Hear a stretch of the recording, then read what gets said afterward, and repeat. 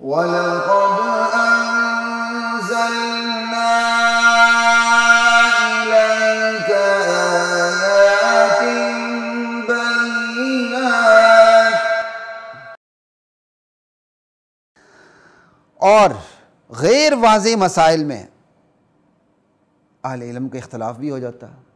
جب وہ قرآن کے وہ مسائل جو واضح نہیں ہیں غیر واضح ہیں، تو غیر واضح مسائل میں تو اہل علم کے اختلاف ہو جاتا ہے، تو پھر آپ کا سوال قائم ہو گیا اب کہاں جائیں جی، اختلاف ہو جاتا ہے تو سنیے، قرآن کے غیر واضح مسائل جو اجتہادی کہلاتے ہیں، ان مسائل میں اختلاف پر نہ تو اللہ کی طرف سے اہل علم کی گرفت ہے اور نہ ہی اہل علم کے مخصوص مزاج اور طبقے کی اتباع اور تقلید کرنے پر میری اور آپ کی کوئی گرفت اور پکڑ ہے، بلکہ یہ تو اسلام کا حسن ہے، اس کا تنوع ہے، اس کی رنگا رنگی ہے، جو بذات خود محمود ہے، اچھی چیز ہے۔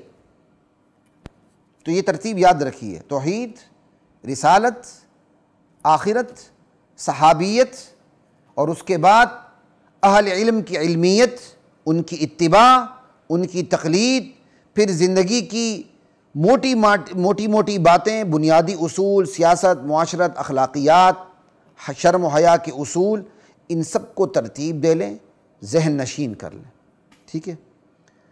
جب آپ یہ ذہن نشین کر لیں گے، سمجھ لیں گے، ترتیب دے دیں گے ون بائی ون، اب معاشرے میں موجود فرقوں کا جائزہ لیں، اور سب سے پہلے جائزہ آپ نے عقیدے کی روشنی میں لینا ہے، اعمال کی روشنی میں نہیں لینا، ٹھیک ہے؟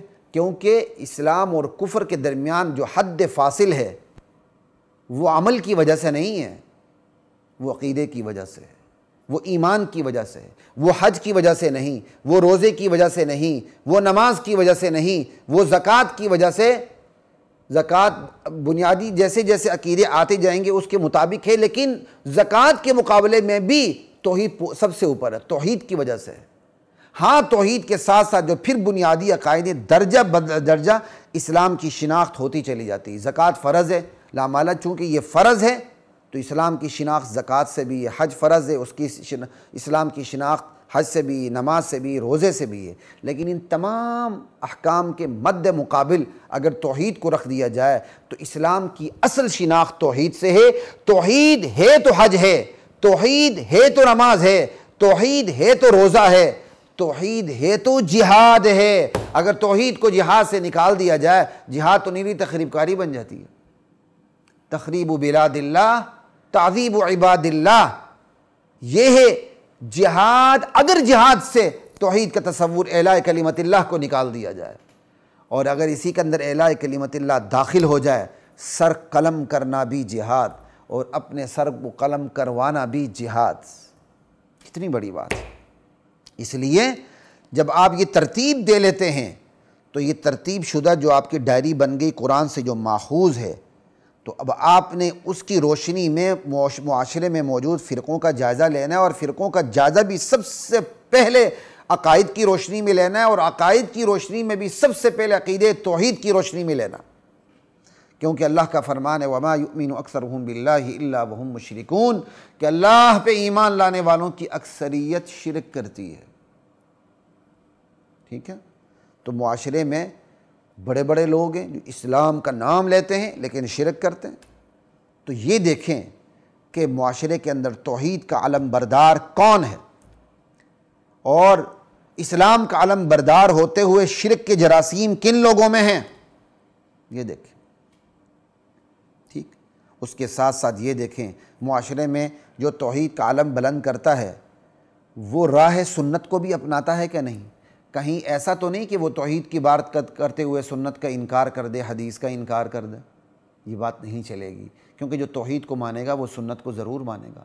قرآن تو اصول کی کتاب ہے، اللہ کے نبی محض میسنجر یا قاصد بن کے نہیں آئے تھے کہ آپ کو کتاب تھما دیں اور آپ اپنی مرضی سے سمجھیں۔ اللہ تعالیٰ نے اپنے نبی کو معلم بنا کے بھیجا تھا، کتاب دی تھی اور کتاب سمجھانے کی ذمہ داری بھی دی تھی، یتلو علیہم آیاتہ ویزکیہم ویعلمہم الکتاب والحکمہ۔ تو توحید کے ساتھ ساتھ آپ نے سنت کو دیکھنا ہے، اور سنت آپ کو قرآن سے واضح طور پر نظر آ جائے گی۔ قرآن نے اقیم الصلاۃ کا ہے، آپ نماز پڑھ کے دکھائیں، پورے قرآن کا مطالعہ کر کے ایک رکعت نماز قرآن کی روشنی میں پڑھ کے دکھائیں، جب تک نبی نہ بتایا۔ قرآن نے آتوا الزکاۃ کہا ہے، آپ زکوٰۃ دے کے دکھائیں، پورے قرآن کا مطالعہ کرنے کے بعد آپ نہیں دے سکتے جب تک آتوا الزکاۃ کی تشریح آپ کو نبی سے نہ ملے۔ اس لیے اقیموا الصلاۃ آتوا الزکاۃ یہ اب مجمل نہیں رہی، یہ مفصل ہے، کیونکہ نبی نے ان کی تشریح کر دی ہے۔ نبی کی تشریح کے بعد اب ان میں اجمال نہیں رہا۔ یہ ایک میں نے اصول فقہ کی بات کی طرف اشارہ کر دیا ہے عام اردو انداز سے، اہل علم اس بات کو بہت اچھی طرح سمجھتے ہیں۔ اس توحید، سنت، پھر اس کے بعد دیکھیں رسالت، نبوت، ختم نبوت کا منکر کون ہے؟ توحید کا کوئی نعرہ لگاتا ہے لیکن ساتھ ساتھ رسالت اور نبوت یا ختم نبوت کا دعوے دار ہے، تو وہ توحید کا اصل علم بردار نہیں، اس کو بھی پیچھے کریں۔ اس کے ساتھ ساتھ پھر نیچے آئیں، ایک شخص توحید کو بھی تسلیم کرتا ہے، سنت کو بھی تسلیم کرتا ہے، رسالت، نبوت، ختم نبوت پر بھی ایمان لاتا ہے، لیکن اس بیچارے یا ظالم کے اندر یہ کمزوری ہے کہ وہ صحابہ کو معیار حق ماننے سے منکر ہے، کیونکہ اس کے سید نے، اس کے لیڈر نے یا اس کے قائد نے یہ کہا ہے کہ صحابہ معیار حق نہیں، اور اپنی جماعت کی اس نے دستور میں لکھ دیا ہے کہ صحابہ معیار حق نہیں ہے۔ وہ آپ کو دستور عزیز ہے، قرآن عزیز نہیں ہے۔ آمینوا کما آمن الناس آپ کو نظر نہیں آئے گا۔ اس لیے اب یہ دیکھیں صحابہ کو معیار حق ماننے سے انکاری کون ہے اور اقراری کون ہے۔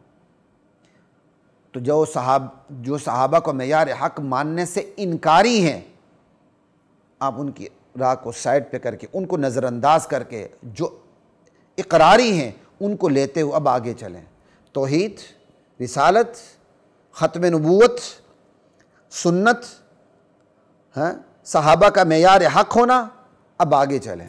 اب آپ یہ دیکھیں صحابہ کی توہین کون کرتا ہے، صحابہ پر تبرہ کون کرتا ہے، صحابہ کی غلطیاں خود اپنی طرف سے بنا کے کون پیش کرتا ہے، ان کو بھی راستے سے ہٹا دیں۔ راستے سے ہٹا دیں کا مطلب یہ کہ نظر انداز کرتے ہوئے ان کے پیچھے نہ چلیں، ان کو فالو نہ کریں، ان کی اتباع نہ کریں۔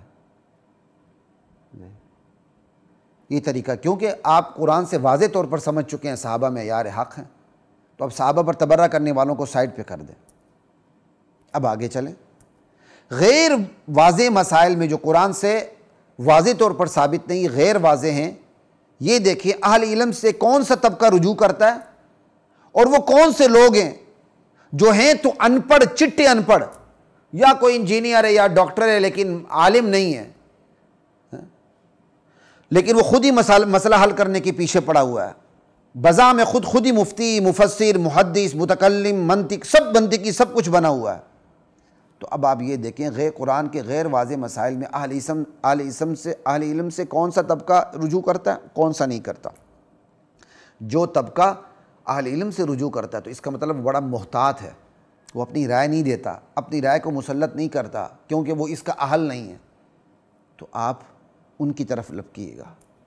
بلیک اینڈ وائٹ، سیاہ سفید، بکھر کے نکھر کے آپ کے سامنے آ جائے گا، رائے حق کو اپنانا کوئی مشکل نہیں رہے گا۔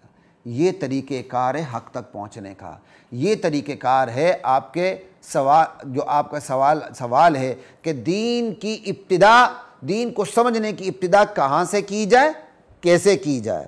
توحید سے کی جائے، قرآن سے کی جائے، قرآن سے توحید کو سمجھا جائے، توحید کے بعد سنت کو سمجھا جائے، رسالت، نبوت اور ختم نبوت کے تصور کو سمجھا جائے، اور یہ پتہ چلے کہ رسالت، نبوت اور ختم نبوت کا اصل تصور یہ ہے کہ رسالت کے اللہ کے نبی اس دنیا سے تشریف لے گئے تو وحی کا چیپٹر کلوز ہو گیا، اب وحی نہیں اترے گی۔ اب جو یہ کہتا ہے کہ نبی کے بعد بھی وحی اترتی ہے، چاہے وہ اپنی زبان سے کہتا ہے نبی آخری نبی ہیں، تو وہ بہت بڑا زندیق اور مرتد ہے، کیونکہ آخری نبی ہونے کا مطلب یہ ہے کہ آسمان سے وحی آنی بند ہو چکی ہے۔ جو یہ کہتا ہے اللہ کے نبی آخری نبی ہیں، ساتھ یہ بھی دعویٰ کرتا ہے کہ میرے کسی پیر پہ یا امام پہ وحی ابھی بھی نازل ہوتی ہے، وہ بڑا پکا زندیق، مرتد اور یہودی سے بڑا کافر ہے۔ ٹھیک ہے، تو یہ طریقہ کار ہے دین کو سمجھنے کا۔ خلاصہ کلام یہی ہے، قرآن سے توحید کو، سنت کو، رسالت کو، ختم نبوت کو، آخرت کو، صحابیت کو سمجھیں، پھر علمیت کو سمجھیں، اہل علم کی طرف کون سا طبقہ رجوع کرتا ہے، پھر ان اہل علم کی اتباع کرنے والوں کو دیکھیں۔ خلاصہ در خلاصہ یہ ہے، قرآن سے سب سے پہلے عقیدے کو لیں، ایمان کو لیں، اس کے بعد اعمال کو لیں۔ والعصر ان الانسان لفی خسر، زمانہ گواہ ہے، زمانے کی قسم انسان ہمیشہ خسارے کا شکار رہا ہے۔ الا الذین آمنوا وعملوا الصالحات وتواصوا بالحق وتواصوا بالصبر، صرف ایمان والے، اعمال صالحہ والے صرف کامیاب ہے، اور کوئی کامیاب نہیں ہے۔ اور یاد رکھیے عقیدے میں خرابی ناقابل معافی ہے اللہ کی بارگاہ میں، اعمال میں کمزوری قابل معافی ہے۔ اور یہ بھی یاد رکھیے کہ عقیدے میں سب اچھے ہیں یا سب برے ہیں، ایسا نہیں چلے گا۔ آپ کو دین سمجھنا ہوگا اگر آپ اپنا فیوچر سیو کرنا چاہتے ہیں، اپنی آخرت اچھی کرنا چاہتے ہیں۔ سارے ہی اچھے ہیں، سارے ہی برے ہیں، ایسا نہیں چلے گا۔ تو آپ کا جواب ہو گیا سوال کہ دین کی ابتدا کیسے کی جائے، دین کو سمجھنے کی ابتدا کیسے کی جائے، کہاں سے کی جائے، فرقوں کی ان منڈیوں میں، مختلف فرقوں کی ان منڈیوں میں حق کو کیسے تلاش کیا جائے۔ جواب آپ کے سامنے رکھ دیا۔ انشاءاللہ اگلے سوال تک کے لیے اجازت دیجیے، پھر آپ سے ضرور ملاقات ہوگی۔ السلام علیکم ورحمۃ اللہ وبرکاتہ۔ وَلَقَدْ